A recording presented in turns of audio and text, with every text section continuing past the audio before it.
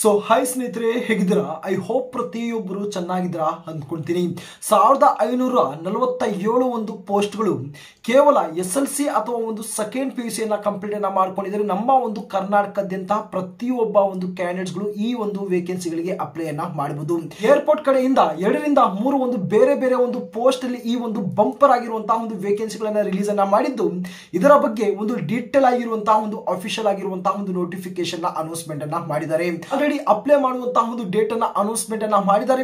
So ಬನ್ನಿ ಇದರ ಬಗ್ಗೆ ಸಂಪೂರ್ಣವಾಗಿರುವಂತಹ ಒಂದು ಯಾವ ರೀತಿ ಅಪ್ಲೈ ಅನ್ನ ಮಾಡಬೇಕು, ಇದರ ಬಗ್ಗೆ ಏನೋ ಒಂದು ಏಜ್ ಲಿಮಿಟ್ ಏನಿರುತ್ತೆ, ಸ್ಯಾಲರಿ ಬಹಳ ಒಂದು ಒಳ್ಳೆಯ ಒಂದು ಸ್ಯಾಲರಿ ವಿತ್ ಇನ್ಸೆಂಟಿವ್ಸ್ ಕೂಡ ಇಲ್ಲಿ ಒಂದು ಏನೋ ಒಂದು ಪ್ರೊವೈಡ್ ಅನ್ನ ಮಾಡ್ತಿದ್ದಾರೆ.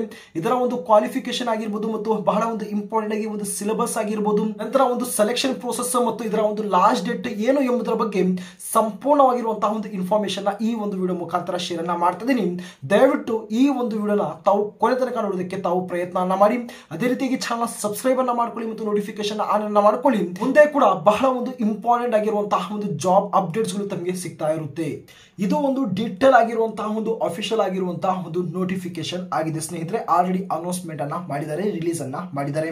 ತಾವು ಇಲ್ಲಿ ಅಬ್ಸರ್ವ್ ಅನ್ನ ಮಾಡಬಹುದು. ಒಂದು ಆನ್ಲೈನ್ ಅಪ್ಲಿಕೇಶನ್ ಒಂದು ಸ್ಟಾರ್ಟ್ ಡೇಟ್ ಬಗ್ಗೆ ಮಾತಾಡಕ್ ಹೋದ್ರೆ ಆಲ್ರೆಡಿ ಸ್ಟಾರ್ಟ್ ಆಗಿದೆ ಅಂತ ನಾನು ಹೇಳಿದೀನಿ. 27ನೇ ತಾರೀಕೆ ಒಂದು ಪ್ರೀವಿಯಸ್ ಮಂತ್ ಅಲ್ಲಿ ಒಂದು ಸ್ಟಾರ್ಟ್ ಆಗಿದೆ. ಇಲ್ಲಿ ಒಂದು ಟೋಟಲ್ ನಂಬರ್ ಆಫ್ ವೇಕೆನ್ಸಿಗಳನ್ನ ತಾವು ಇಲ್ಲಿ ಅಬ್ಸರ್ವ್ ಅನ್ನ ಮಾಡಬಹುದು. 1547 ಒಂದು ಪೋಸ್ಟ್ ನ ಇಲ್ಲಿ ಒಂದು ಅನೌನ್ಸ್ಮೆಂಟ್ ಅನ್ನ ಮಾಡಿರ್ತಾರೆ. ಇಲ್ಲಿ ಒಂದು ಏನು ಸುಮಾರು 3 ರಿಂದ 4 ಒಂದು ಪೋಸ್ಟ್ ಅಲ್ಲಿ ಇವರು ಒಂದು ಹೈರಿಂಗ್ ಅನ್ನ ಮಾಡ್ತಾರೆ ಅಂತ ನಾನು ಹೇಳಿದೆ. ಇಲ್ಲಿ ಮೊದಲನೇದಾಗಿ airport ground handling boys and girls, ಓಕೆನಾ, ಬಾಯ್ಸು ಅಪ್ಲೈ ಮಾಡಬಹುದು, ಗರ್ಲ್ಸು ಅಪ್ಲೈ ಅನ್ನ ಮಾಡಬಹುದು. ಇದಕ್ಕೆ ಒಂದು ಕ್ವಾಲಿಫಿಕೇಶನ್ ಕೇವಲ ತಾವು ಸೆಕೆಂಡ್ PUC ಕಂಪ್ಲೀಟ್ ಅನ್ನ ಮಾಡ್ಕೋಬೇಕು. ಇದರಲ್ಲಿ ಸುಮಾರು 407 ಒಂದು ಪೋಸ್ಟ್ ಅನ್ನ ರಿಲೀಸ್ ಅನ್ನ ಮಾಡಿದ್ದಾರೆ. ತಾವು ಇಲ್ಲಿ ಸ್ಯಾಲರಿಯನ್ನ ತಾವು ಅಬ್ಸರ್ವ್ ಅನ್ನ ಮಾಡಬಹುದು. 18,000 ಹಿಡಿದು 35,000 ವರೆಗೂ ತಾವು ಇಲ್ಲಿ ಒಂದು ಸ್ಯಾಲರಿಯನ್ನ ಪಡಿಬಹುದು. ಇದರ ಒಂದು ಜೊತೆಗೆ ಪ್ಲಸ್ ಇನ್ಸೆಂಟಿವ್ಸ್ ಕೂಡ ತಾವು ಈ ಒಂದು ಜಾಬ್ ಅಲ್ಲಿ ತಾವು ಪಡಿಬಹುದು. ಏಜ್ ಲಿಮಿಟ್ 17 ವರ್ಷದಿಂದ ಹಿಡಿದು 27 ವರ್ಷ ಏನೋ ಒಂದು ಏಜ್ ಲಿಮಿಟ್ ಅನ್ನ ಕೇಳಿದ್ದಾರೆ. ಓಕೆನಾ, ಪ್ರತಿ ಒಂದು ಪೋಸ್ಟ್ಗೂ ಇಲ್ಲಿ ಒಂದು ಸೇಮ್ ಆಗಿರುವಂತಹ ಒಂದು ಏಜ್ ಲಿಮಿಟ್ ಅನ್ನ ಇಲ್ಲಿ ಕೇಳಿದ್ದಾರೆ. ಎರಡನೇದಾಗಿ airline cabin crew for boys and air hostess for girls ಅಂತಹ ಮತ್ತೊಂದು ಒಂದು ಪೋಸ್ಟ್ ಮೇಲೆ 311 ಒಂದು ಪೋಸ್ಟ್ ಅನ್ನ ಅನೌನ್ಸ್ಮೆಂಟ್ ಅನ್ನ ಮಾಡಿದ್ದು, ಇದಕ್ಕೂ ಕೂಡ ಸೆಕೆಂಡ್ PUC ಕಂಪ್ಲೀಟ್ ಅನ್ನ ಮಾಡ್ಕೊಂಡಿರ್ಬೇಕು. ಇದರಲ್ಲಿ ನೋಡಬಹುದು ತಾವು ಒಳ್ಳೆಯ ಒಂದು ಸಂಬಳ 35,000 ಹಿಡಿದು 65,000 ಏನೋ ಒಂದು ಸಂಬಳ ಪ್ಲಸ್ ಇದರಲ್ಲೂ ಕೂಡ ತಾವು ಇನ್ಸೆಂಟಿವ್ಸ್ ಅನ್ನೋದು ತಾವು ಇಲ್ಲಿ ಪಡಿಬಹುದು.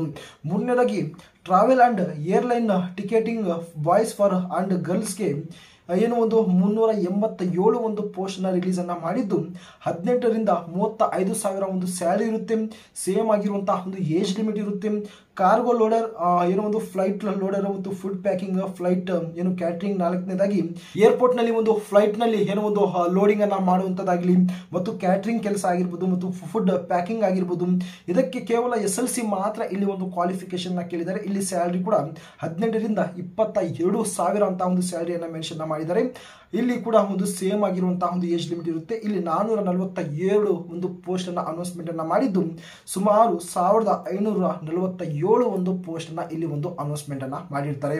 ಓಕೆ, ನಂತರ ಇಲ್ಲಿ ಒಂದು ಡೀಟೇಲ್ ಆಗಿ ಇಲ್ಲಿ ಒಂದು ಮಾತಾಡಕ್ ಹೋದ್ರೆ ಇಲ್ಲಿ ತಾವು ನೋಡಬಹುದು ಸೆಲೆಕ್ಷನ್ ಪ್ರೋಸೆಸ್ ಯಾವ ರೀತಿ ಇಲ್ಲಿ ಒಂದು ನಡೆಯುತ್ತೆ ಅಂದ್ರೆ, ಮೊದಲನೇದಾಗಿ ತಾವು ಇಲ್ಲಿ ಒಂದು ರಿಟರ್ನ್ ಎಕ್ಸಾಮಿನೇಷನ್ಸ್ ಅನ್ನೋದು ತಾವು ಇಲ್ಲಿ ಒಂದು ಕೊಡಬೇಕಾಗಿರುತ್ತೆ.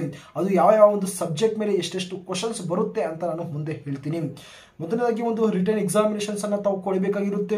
ಓಕೆನಾ, ಆಫ್ಟರ್ ದಟ್ ಈ ಒಂದು ರಿಟರ್ನ್ ಎಕ್ಸಾಮಿನೇಷನ್ ತಾವು ಕ್ವಾಲಿಫೈ ಅನ್ನ ಮಾಡಿದ ನಂತರ ಇಲ್ಲಿ ತಾವು ಕೇವಲ 30% ಮಾತ್ರ ತಾವು ಇಲ್ಲಿ ಒಂದು ಏನೋ ಒಂದು ಪಾಸಿಂಗ್ ಪರ್ಸೆಂಟೇಜ್ ಅನ್ನ ಇಟ್ಟಿದ್ದಾರೆ. ಈ ಒಂದು ಪರ್ಸೆಂಟೇಜ್ ಅನ್ನ ತಾವು ಕ್ವಾಲಿಫೈ ಅನ್ನ ಮಾಡ್ಕೊಂಡ್ರೆ ಡೈರೆಕ್ಟ್ ಆಗಿ ನೆಕ್ಸ್ಟ್ ಒಂದು ಪ್ರೋಸೆಸ್ ತಾವು ಇಂಟರ್ವ್ಯೂಗೆ ತಾವು ಅಟೆಂಡ್ ಅನ್ನ ಆಗಬೇಕಾಗಿರುತ್ತೆ. ನಂತರ ಕೌನ್ಸಿಲಿಂಗ್ ಇರುತ್ತೆ. ಈ ಒಂದು 3 ಒಂದು ಸ್ಟೇಜ್ ಅಲ್ಲಿ ನಿಮ್ಮ ಒಂದು ಕಂಪ್ಲೀಟ್ ಆಗಿರುವಂತಹ ಒಂದು ಸೆಲೆಕ್ಷನ್ಸ್ ಅಥವಾ ಒಂದು ಜಾಯ್ನಿಂಗ್ ಅನ್ನ ಇಲ್ಲಿ ಒಂದು ಮಾಡಿಸ್ಕೊಳ್ತಾರೆ. ಆದಷ್ಟು ನೋಡಿ ಇದರ ಒಂದು ಲಾಸ್ಟ್ ಡೇಟ್ ಇದೇ ತಿಂಗಳು 30ನೇ ತಾರೀಕು ಒಂದು ಲಾಸ್ಟ್ ಡೇಟ್ ಇರುತ್ತೆ. ಆಸಕ್ತಿ ಇರೋರು ಅತಿ ಬೇಗವಾಗಿ ತಾವು ಅಪ್ಲೈಯನ್ನ ಮಾಡಿ. ಎಕ್ಸಾಮ್ ಫೀಸ್ ಬಗ್ಗೆ ಮಾತಾಡಕ್ ಹೋದ್ರೆ ಇಲ್ಲಿ ಒಂದು ಕೇವಲ 100 ರೂಪಾಯಿ ಅಂತ ಒಂದು ಅನೌನ್ಸ್ಮೆಂಟ್ ಅನ್ನ ಮಾಡಿದ್ದಾರೆ. ಸಿಲೆಬಸ್ ಅನ್ನ ತಾವು ಇಲ್ಲಿ ಅಬ್ಸರ್ವ್ ಅನ್ನ ಮಾಡಬಹುದು. 100 ಕ್ವಶನ್ಸ್ 100 ಮಾರ್ಕ್ಸ್ ಇರುತ್ತೆ. 90 ನಿಮಿಷ ಒಂದು ಟೈಮ್ ಅನ್ನ ಕೊಟ್ಟಿರ್ತಾರೆ. ಇಲ್ಲಿ ಮತ್ತೊಂದು ಒಂದು ಪ್ಲಸ್ ಪಾಯಿಂಟ್ ಏನಂದ್ರೆ ಇಲ್ಲಿ ಒಂದು ನೆಗೆಟಿವ್ ಮಾರ್ಕ್ಸ್ ಅನ್ನ ಇಲ್ಲಿ ಒಂದು ಕೇಳಲ್ಲ. ಬೇರೆ ಬೇರೆ ಒಂದು ಡಿಪಾರ್ಟ್ಮೆಂಟ್ ಅಲ್ಲಿ ಖಂಡಿತವಾಗಿ ಒಂದು ನೆಗೆಟಿವ್ ಮಾರ್ಕ್ಸ್ ಅನ್ನೋದು ಕೇಳ್ತಾರೆ. ಇಲ್ಲಿ ಯಾವುದೇ ರೀತಿಯಿಂದ ನೆಗೆಟಿವ್ ಮಾರ್ಕ್ಸ್ ಅನ್ನ ಇಟ್ಟಿಲ್ಲ. ಓಕೆನಾ. ಇಲ್ಲಿ ಜನರಲ್ ಅವೇರ್ನೆಸ್ ಅಂದ್ರೆ ಒಂದು ಸಾಮಾನ್ಯ ಅರಿವಿಗೆ 25 ಕ್ವಶನ್ಸ್ ಇರುತ್ತೆ. ಆವಿಯೇಷನ್ ಅಂದ್ರೆ ಒಂದು ವಾಯುಮಾನದ ಬಗ್ಗೆ ಏನೋ ತಾವು ಅಬ್ಸಲ್ಯೂಟ್ಲಿ ತಾವು ಏರ್ಪೋರ್ಟ್ ನಲ್ಲಿ ಕೆಲಸ ಮಾಡಕ್ಕೆ ಹೋಗ್ತಿದ್ದೀರಾ, ಅಲ್ಲಿ ತಾವು ಆವಿಯೇಷನ್ ವಾಯುಮಾನದ ಬಗ್ಗೆ ಏನೋ ಒಂದು 25 ಕ್ವಶನ್ಸ್ ಅನ್ನ ಕೇಳ್ತಾರೆ. ಇಂಗ್ಲಿಷ್ ನಾಲೆಜ್ ಬಗ್ಗೆ ಬೇಸಿಕ್ ಆಗಿರುವಂತಹ ಒಂದು ಇಂಗ್ಲಿಷ್ ನಾಲೆಜ್ ಬಗ್ಗೆ 25 ಕ್ವಶನ್ಸ್ ಅನ್ನ ಕೇಳಿರ್ತಾರೆ. ಆಪ್ಟಿಟ್ಯೂಡ್ ಅಥವಾ ಒಂದು ರೀಸನಿಂಗ್ 25 ಒಂದು ಕ್ವಶನ್ಸ್ ಅನ್ನ ಇರುತ್ತೆ. ಟೋಟಲ್ ಆಗಿ 100 ಕ್ವಶನ್ಸ್ 100 ಮಾರ್ಕ್ಸ್ ಇರುತ್ತೆ. ಇಲ್ಲಿ 90 ಮಿನಿಟ್ಸ್ ನಿಮಗೆ ಒಂದು ಕಾಲಾವಕಾಶ ಅನ್ನೋದು ಇಲ್ಲಿ ತಮಗೆ ಒಂದು ಪ್ರೊವೈಡ್ ಅನ್ನ ಮಾಡಿರ್ತಾರೆ. ಇಷ್ಟು ನಿಮ್ಮ ಒಂದು ಬೇಸಿಕ್ ಆಗಿರುವಂತಹ ಒಂದು ಡೀಟೇಲ್ಸ್ ಆಗಿರುತ್ತೆ. ಹಾಗಾದ್ರೆ ನಿಮ್ಮ ಒಂದು ಕ್ವಶನ್ ಪೇಪರ್ ಅದು ಯಾವ ಒಂದು ಪ್ಯಾಟರ್ನ್ ಅಲ್ಲಿ ಅದು ಯಾವ ಒಂದು ಲ್ಯಾಂಗ್ವೇಜ್ ಅಲ್ಲಿ ಬರುತ್ತೆ ಅಂದ್ರೆ ಇಂಗ್ಲಿಷ್ ಮತ್ತು ಹಿಂದಿ ಎರಡು ಒಂದು ಲ್ಯಾಂಗ್ವೇಜ್ ಅಲ್ಲಿ ಕ್ವಶನ್ ಪೇಪರ್ ಅನ್ನ ತಾವು ನೋಡಬಹುದು. ತಮಗೆ ಈ ಒಂದು ಎರಡು ಲ್ಯಾಂಗ್ವೇಜ್ ಅಲ್ಲಿ ಯಾವ ಒಂದು ಲ್ಯಾಂಗ್ವೇಜ್ ತಮಗೆ ಕಂಫರ್ಟಬಲ್ ಆಗಿರುತ್ತೋ ಆ ಒಂದು ಲ್ಯಾಂಗ್ವೇಜ್ ಅನ್ನ ತಾವು ಬಳಸಿಕೊಂಡು ಇಲ್ಲಿ ತಾವು ಎಕ್ಸಾಮಿನೇಷನ್ ಅನ್ನೋದು ತಾವು ಇಲ್ಲಿ ಕೊಡಬೇಕಾಗಿರುತ್ತೆ. ಆಲ್ ಇಂಡಿಯಾ ಒಂದು ವೇಕೆನ್ಸಿ ಆಗಿರೋದ್ರಿಂದ ಇಲ್ಲಿ ಒಂದು ಎಕ್ಸಾಮ್ ಸೆಂಟರ್ಸ್ ಬಗ್ಗೆನೂ ಕೂಡ ಇಲ್ಲಿ ಒಂದು ಇನ್ಫಾರ್ಮೇಶನ್ ಇಲ್ಲಿ ಒಂದು ಶೇರ್ ಅನ್ನ ಮಾಡಿದ್ದಾರೆ. ತಾವು ಇಲ್ಲಿ ಅಬ್ಸರ್ವ್ ಅನ್ನ ಮಾಡಬಹುದು. ಕರ್ನಾಟಕ ಅಂಡ್ ಕೇರಳ ತಾವು ಏನ್ ನೋಡ್ತಾ ಇದ್ದೀರಾ ಇದರಲ್ಲಿ ಬ್ಯಾಂಗ್ಳೂರ್ ಅನ್ನೋದು ಒಂದು ಎಕ್ಸಾಮ್ ಸೆಂಟರ್ ಇರುತ್ತೆ. ಮೈಸೂರು ಅನ್ನೋದು ಇಲ್ಲಿ ಒಂದು ಎಕ್ಸಾಮ್ ಸೆಂಟರ್ಸ್ ಅನ್ನ ಇರುತ್ತೆ. ಕೇವಲ ನಮ್ಮ ಒಂದು ಕರ್ನಾಟಕ ಸರ್ಕಲ್ ಅಲ್ಲಿ ಇಲ್ಲಿ ಎರಡು ಒಂದು ಎಕ್ಸಾಮ್ ಸೆಂಟರ್ಸ್ ಅನ್ನೋದು ಒಂದು ಅನೌನ್ಸ್ಮೆಂಟ್ ಅನ್ನ ಮಾಡಿದ್ದಾರೆ. ಅದೇ ರೀತಿಯಾಗಿ ತಾವು ಈ ಒಂದು ನೋಟಿಫಿಕೇಶನ್ ಅಲ್ಲಿ ತಾವು ಅಬ್ಸರ್ವ್ ಅನ್ನ ಮಾಡಬಹುದು. Mode of selection of training ಅಂದ್ರೆ ರಿಟರ್ನ್ ಟೆಸ್ಟ್ ಇರುತ್ತೆ, ನಂತರ ಒಂದು ಇಂಟರ್ವ್ಯೂ ಇರುತ್ತೆ. ಮಿನಿಮಮ್ ಕ್ವಾಲಿಫೈಯಿಂಗ್ ಒಂದು ಮಾರ್ಕ್ಸ್ ಅನ್ನ ಆಲ್ರೆಡಿ ಹೇಳಿದೀನಿ. 30% ಇರೋ ಒಂದು ರಿಟರ್ನ್ ಟೆಸ್ಟ್ ಅಲ್ಲಿ ತಾವು ಇಲ್ಲಿ ಒಂದು ಸ್ಕೋರ್ ಅನ್ನ ತಾವು ಮಾಡಬೇಕಾಗಿರುತ್ತೆ. Selection procedure for of training ಅಂತ ಮೆನ್ಷನ್ ಮಾಡಿದ್ದಾರೆ. ತಾವು ನೋಡಬಹುದು. The date of examination is indicated in the advertisement is purely ಏನು ಟೆಂಟೇಟಿವ್ ಇನ್ ನೇಚರ್. ಟೆಂಟೇಟಿವ್ ಅಂದ್ರೆ ಈ ಒಂದು ವೇಕೆನ್ಸಿಗಳು ಜಾಸ್ತಿಯನ್ನ ಮಾಡಬಹುದು ಮತ್ತು ಕಡಿಮೆಯನ್ನ ಆದ್ರೂ ಕೂಡ ಇಲ್ಲಿ ಒಂದು ಮಾಡಬಹುದು. ದ ಏನೋ ಒಂದು ಉದ್ದೇಶ ಏರ್ಲೈನ್ ಅಕಾಡೆಮಿ ಪ್ರೈವೇಟೆಡ್ ಲಿಮಿಟೆಡ್ ಎನ್ನುವಂತಹ ಒಂದು ಪ್ರೈವೇಟ್ ಏರ್ಪೋರ್ಟ್ ಕಡೆಯಿಂದ ಈ ಒಂದು ನೋಟಿಫಿಕೇಶನ್ ಹೊರಡಿಸಿದ್ದಾರೆ. ಈ ಒಂದು ವೇಕೆನ್ಸಿಗಳು ಒಂದು ಗವರ್ನಮೆಂಟ್ ನ ಒಂದು ವೇಕೆನ್ಸಿಗಳು ಅಲ್ಲ, ಇದು ಒಂದು ಪ್ರೈವೇಟ್ ಆಗಿರುವಂತಹ ಒಂದು ವೇಕೆನ್ಸಿಗಳು. ಸೊ ಫೈನಲ್ ಆಗಿ ಯಾವ ರೀತಿ ನಾವು ಅಪ್ಲೈ ಮಾಡಬಹುದು ಅಂದ್ರೆ ತಾವೇನು ಒಂದು ಅಫಿಷಿಯಲ್ ಆಗಿರುವಂತಹ ಒಂದು ವೆಬ್ಸೈಟ್ ಅನ್ನ ನೋಡ್ತಾ ಇದ್ದೀರಾ. ಇದನ್ನು ನಾನು ಡಿಸ್ಕ್ರಿಪ್ಷನ್ ಅಲ್ಲಿ ಮೆನ್ಷನ್ ಮಾಡಿರ್ತೀನಿ. www.ಉದ್ದೇಶ ಏನು airline.com ಅಂತ ತಾವೇನು ವೆಬ್ಸೈಟ್ ಅನ್ನ ನೋಡಿರ್ತೀರಾ ಅದರಲ್ಲಿ ತಾವು ಹೋಗಿ ತಾವು ಡೈರೆಕ್ಟ್ ಆಗಿ ತಾವು ಅಪ್ಲೈ ಮಾಡಬಹುದು. ಡೈರೆಕ್ಟ್ ಆಗಿರುವಂತಹ ಒಂದು ಲಿಂಕ್ ಅನ್ನ ಹಾಕಿರ್ತೀನಿ. ಡೈರೆಕ್ಟ್ ಆಗಿ ತಾವು ಅಪ್ಲಿಕೇಶನ್ಸ್ ಅನ್ನ ತಾವು ಹಾಕೊಳ್ಳಿ. ಅದೇ ರೀತಿಯಾಗಿ ಈ ಒಂದು ನೋಟಿಫಿಕೇಶನ್ ಅನ್ನ ವಾಟ್ಸ್ಆಪ್ ಗ್ರೂಪ್ ನಲ್ಲಿ ಮತ್ತು ಟೆಲಿಗ್ರಾಮ್ ಗ್ರೂಪ್ ನಲ್ಲಿ ಕೂಡ ನಾನು ಶೇರ್ ಅನ್ನ ಮಾಡ್ತೀನಿ. ಅದರ ಎರಡರ ಒಂದು ಲಿಂಕ್ ಅನ್ನ ಡಿಸ್ಕ್ರಿಪ್ಷನ್ ಅಲ್ಲಿ ತಮಗೆ ಒಂದು ಪ್ರೊವೈಡ್ ಅನ್ನ ಮಾಡಿರ್ತೀನಿ. ಈ ಒಂದು ವೇಕೆನ್ಸಿಗೆ ಸಂಬಂಧಪಟ್ಟಂತೆ ತಮ್ಗೆ ಏನಾದರೂ ಒಂದು ಡೌಟ್ಸ್ ಇದೆ ದಯವಿಟ್ಟು ತಾವು ಕಮೆಂಟ್ ಬಾಕ್ಸ್ ಅಲ್ಲಿ ತಿಳಿಸ್ಕೊಡಿ. ನಾನು ನಿಮ್ಮ ಒಂದು ಡೌಟ್ಗೆ ಒಂದು ಕ್ಲಿಯರ್ ಅನ್ನ ಮಾಡ್ತೀನಿ.